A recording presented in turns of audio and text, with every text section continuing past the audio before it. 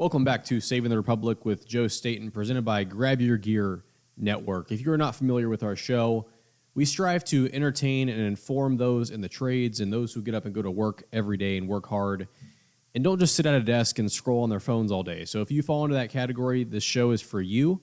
Today we have a couple stories that we're going to break down, and a lot's happening in the world, right? We just saw the recent attempt on President Trump's life, followed by some very striking events with the president stepping down, Joe Biden, and now Kamala Harris being anointed by the Democrat Party, the party who is vying for every day saving democracy and explaining the importance of everybody's vote, except when it comes down to actually living out that principle, their party does not want to do what it professes to care so much about.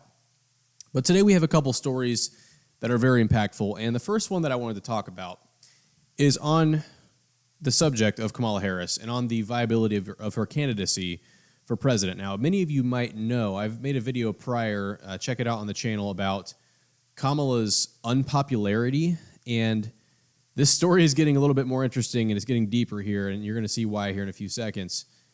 But Kamala Harris's popularity is a massive problem for Democrats. She performed very poorly in the 2019 primaries when she ran for president in 2020. Many of us know she accused Joe Biden of being a massive racist and all these other things, but she just didn't perform well. She polled at about 3 to 4%, sometimes 5%, and never really surpassed 5% in the polls. And so she just didn't really have a great performance, and it's just continuing to show itself more and more that still is the case.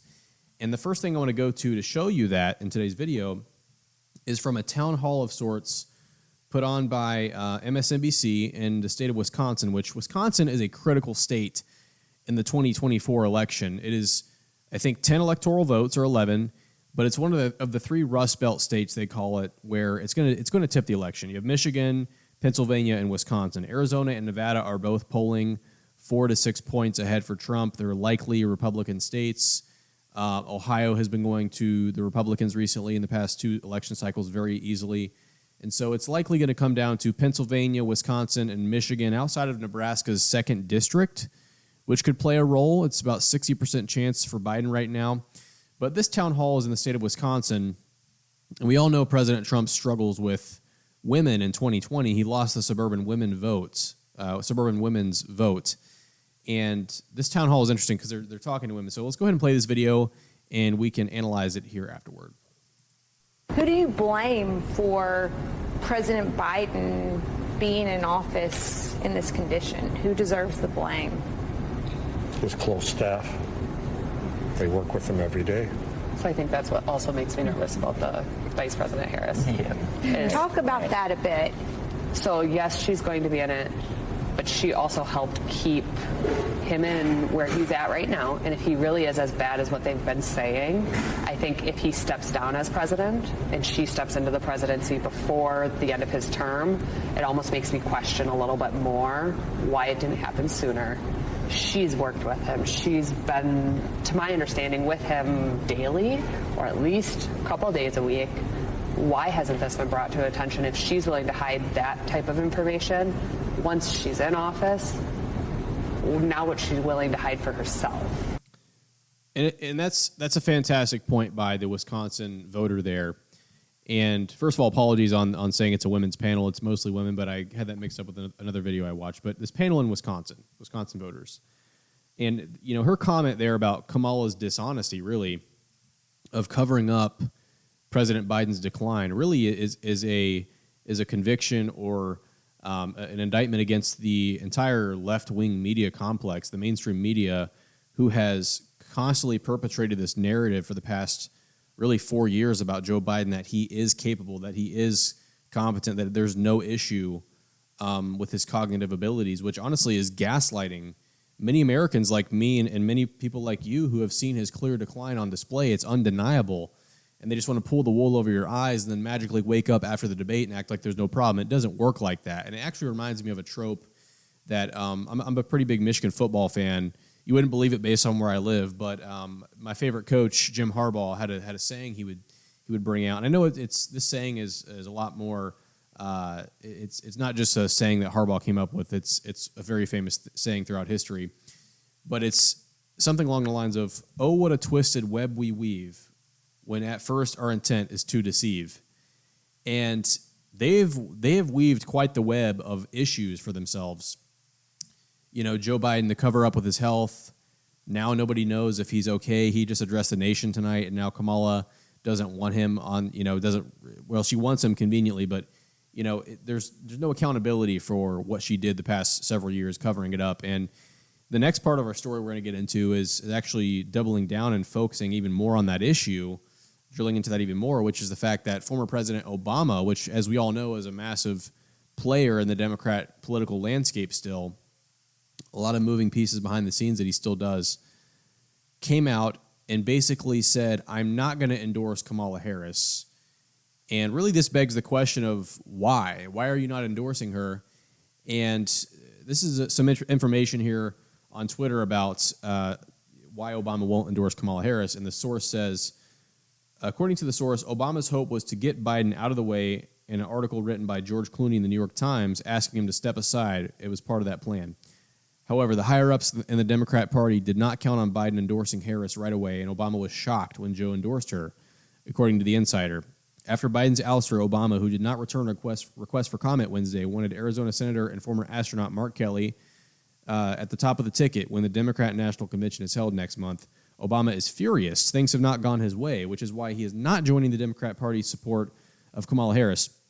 So there's two different things that's interesting about this to me. First of all, you would think that Obama, being the first black president, would come out immediately in support of the first potential black female president. But really what it says to me is that Obama sees the writing on the wall. And something I've talked about at length in my prior videos and prior shows. But again, the poll numbers are showing a very stark reality for Kamala Harris. And I'm just going to go ahead and pull up the poll numbers right now just to show you guys one more time how bad the poll numbers are. But Obama is seeing the writing on the wall, and he doesn't want to tie his name to Kamala Harris and support her openly because he realizes, look, Kamala Harris could very easily have a situation where she underperforms her expectations to the point where Trump wins in a landslide, and that's not impossible whatsoever. And so here we have the Real Clear Politics average between Trump and Harris, and what you're going to see here is that Trump has a pretty significant lead. This is just in July, but consistently he's up in the national popular vote. And I want to remind you guys about this. A Republican presidential candidate being up in the popular vote is not insignificant whatsoever. It is a very big deal. Republicans typically do not win the popular vote in recent history.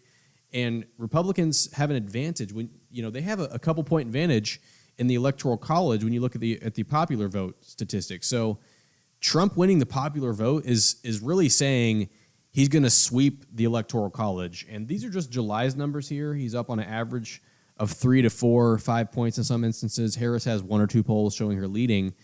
But if you go back prior to July, and this is what really gets interesting, Trump is up double digits in some of these polls. And these are reputable pollsters. Harvard Harris, look at this. Several polls showing Trump up 10, 11 points, up 7, up 9. These are all Harvard Harris polls of over 2,000 registered voters showing Trump up double digits on Kamala Harris. That is not insignificant. That's very significant. To me, that says that President Trump could easily have a sweeping landslide in this election. There's a few caveats that I would make to that, and that's what I wanted to focus on next in this story is that Kamala Harris is looking at Josh Shapiro, the governor of Pennsylvania, and I've done some preliminary research on him, need to do some more, but to my understanding, he is generally well-liked by some on both sides of the aisle. I think he could pull in a few extra votes from the Republicans or from independent voters in the state of Pennsylvania, which Pennsylvania will prove to be a massive swing state. If you look at CNN's electoral map, which I followed quite closely, they have Pennsylvania basically swinging the election. And you can see here, they have the map is set at Trump being at 272. Again, Michigan is red. I wouldn't count on Michigan to be red. But if you see here, with Trump having Arizona and Nevada and all the other states that he's predicted to have, he's in a situation where he needs 2 more electoral votes. And it's probably not going to come from New Hampshire. It's probably not going to come from Virginia. Not saying it couldn't happen. but it's going to be one of these three states. Michigan has proven to have some very shaky situations when it comes to voting and the election law in Michigan. So I really wouldn't count on Michigan a whole lot. Wisconsin, they just ruled, the Supreme Court overruled a ruling in 2020 that would have required some more restrictions when it comes to voter ID, I believe, and just having harsher restrictions on voting. But Pennsylvania is a state where, Philadelphia is one of the most egregious examples of just shady tactics. You could say what you want about evidence, but the bottom line is there was very shady tactics in Pennsylvania. But Kamala Harris might pick Josh Shapiro. It might help her out with Pennsylvania, so that could be something to consider and to keep in mind. But the next story of today, which is the last story of today's show, if you're enjoying the show, by the way, make sure you drop a like, subscribe to the channel, grab your gear, go follow the Saving the Republic page as well, where I post clips. But yeah, if you appreciate the channel, go ahead and do that. It's much appreciated.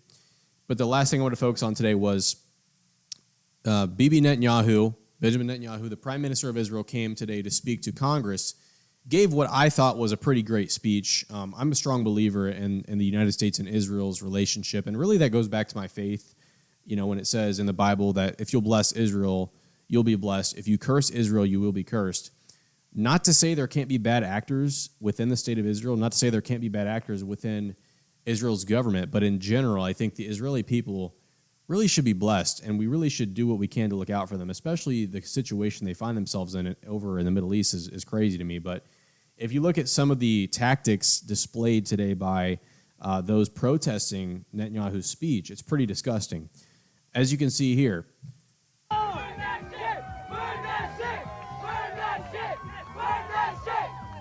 I mean, they're lighting a flag on fire, he's dancing around it, and listen to what they start chanting. Burn that shit! Burn that shit! Burn that shit! Burn that shit! Allah! Burn that shit! Burn that shit!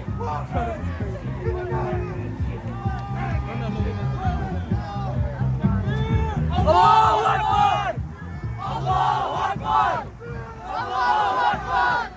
So burning a United States flag and chanting Allahu Akbar, which in itself, I'm not going to sit here and condemn anything about the Muslim faith. I have had several Muslim friends. I think very highly of them. But in this context, this is not necessarily something we should be seeing in the nation's capital and swinging around a hanging Netanyahu. And again, burning the United States flag. The fact that you can burn the U.S. flag and get away with it, and we see a picture here of somebody who got a hate crime indictment for rubbing their tires on one of the Pride murals, which, by the way, I don't know if I would say I support that at all. I don't think you should vandalize anything. But the fact that this gets a hate crime and people are burning the U.S. flag and chanting things and swinging around a Netanyahu on a noose, I think is disgusting. It's despicable. It's hypocritical. And again, it just shows you the two systems of justice. It shows you the double standard that exists in this country when it comes to the two sides of the political aisle. Again, I think it's very important that the United States does stand with Israel. And here's some more evidence of some of these protesters in D.C. today. Look at this.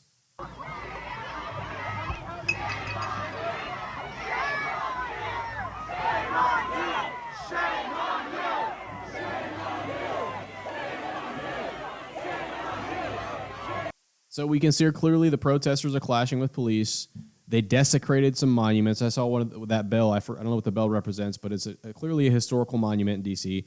Desecrating the bell, vandalizing it, no punishment, nothing like that. I saw buses coming in with protesters again. It's like, who is running this? Okay, you really want us to sit back and expect that nothing is going on here? This is just completely natural that hundreds of people get bussed into D.C. right perfectly at the time Netanyahu speaks. Something stinks about this. Again, but it highlights something very interesting to me, and that's the fracture within the Democratic Party right now, is that you have half the party, maybe not half, but a significant portion of the party who is still supporting Israel, and that includes Jewish people in the Democratic Party who is standing for Israel, and half the party who's literally chanting, from the river to the sea, let Palestine be free, which means wipe Israel off the map. They're burning the U.S. flag. They're chanting things. They're swinging around Netanyahu on a noose. This is not normal behavior. This is antagonistic. This is lawless behavior that should be condemned, but it shows a fracture within the Democratic Party, and I think it's an opportunity for conservatives. It's an opportunity for President Trump to highlight his strong support for Israel. But again, I think that behavior is it's not okay in America. It's not okay really anywhere. Yes, they have the right to free speech, but you're not going to burn our flag. You're not going to vandalize our monuments and our statues. So 3 stories of the day. Hope you guys took something from this video. Definitely let us know your thoughts down below and what you think about all these individual stories. Do you think Kamala Harris has a good shot at the presidency? What do you think about President Obama refusing to endorse her? And what do you think about these protests? And do you support the United States continuing to stand by our ally in Israel? Let us know your thoughts down below on those topics. If you enjoyed the video, make sure you like the video, subscribe to Grab Your Gear Network, as well as the Saving the Republic with Joe Staton YouTube page for more clips and videos like this. And with that being said, I will see you in the next episode. Peace.